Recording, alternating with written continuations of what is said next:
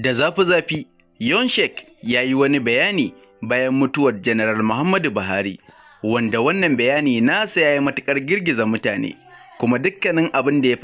ya faɗa ne wanda suke da alaƙa da tsohuwar matar marigayi Janaral Muhammadu Buhari, wato Aisha Buhari, sananniya kuma wadda a kodayaushe ake ganin su tare da tsohon shugaban ƙasar Janaral Muhammadu Buhari, wato matarsa kuma uwar 'ya'yansa. Babu shakka ya kamata ku kasance da mu har zuwa ƙarshen wannan bidiyo domin ji da ganin abin da zai baku mamaki da kuma irin bayanin da Yonshek ya yi, duk da cewa yaro ƙarami ne amma yana da ƙwaƙwalwa irin ta manyan mutane. Wannan bayani da ya yi tabbas abin dubawa ne kuma zai matuƙar taɓa muku zuciya kamar yadda ya yi bayanin nasa.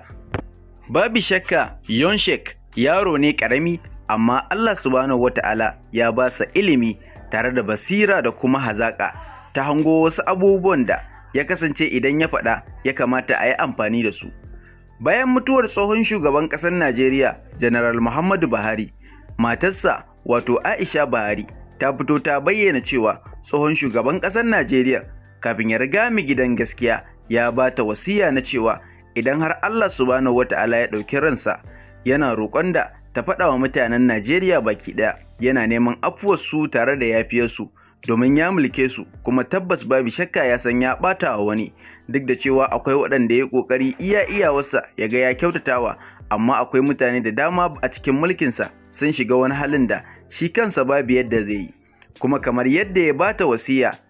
Aisha Buhari ta sanar da wannan abu da tsohon mijin nata ya bata wasiya a kai, wato Janaral Muhammadu Buhari, inda take nema masa yafiyar duk wani wanda ya kasance yaro, jariri da kuma babba wanda ya kasance a cikin ƙasar Najeriya wanda ya kasance ya mulke sa.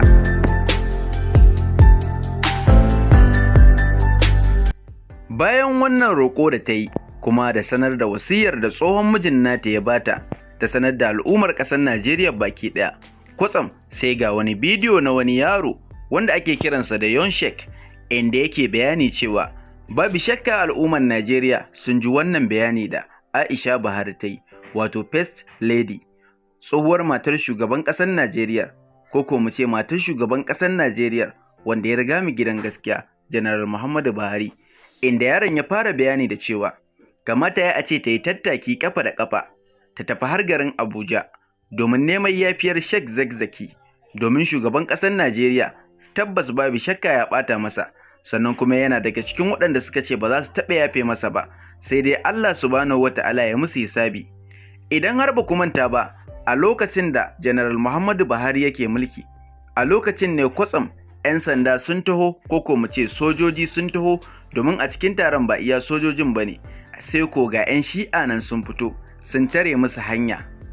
Sojojin nan suka yi 'yan shi'a su koma, domin su a dokance su ne za su fara wucewa kafin 'yan shi'an.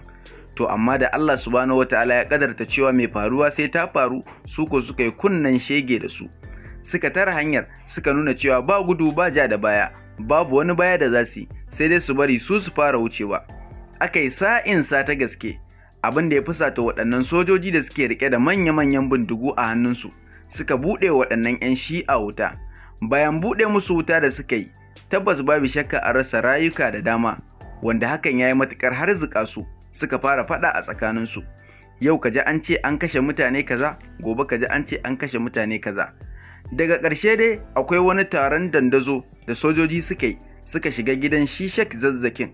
inda suka buɗe wuta. A nan ne 'ya'yansa guda 2 zuwa 3 suka rasu har lahira, wanda kuma daga bisani shi kuma Sheikh Zakzakin a cikin mulkin Janaral Muhammadu Buhari aka kama sa aka kai sa kurkuku, wanda shi ma bayan harbe-harbe da aka yi da wasu bullet ɗin suka same sa, kamar yadda ya bayyana, an kai sa kurkuku wanda ya daɗe sosai a cikin kurkukun kafin kuma daga bisani a fito da shi.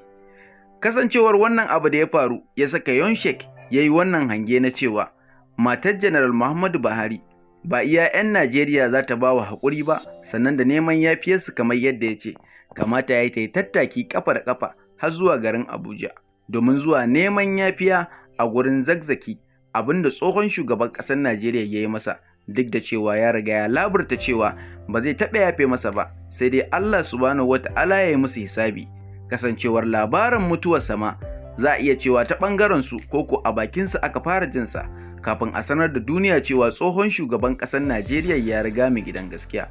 To, wannan dai shine abin da yake ta faruwa a tsakanin Yonshek da kuma First Lady kamar yadda ya bayyana mata. Sai dai ko a wasu ɓangaren mutane na ganin cewa babu shakka wannan abu da ya faɗa mata gaskiya ne, kuma ya kamata ta yi amfani da shawararsa duk da yaro ne mai ƙananan shekaru.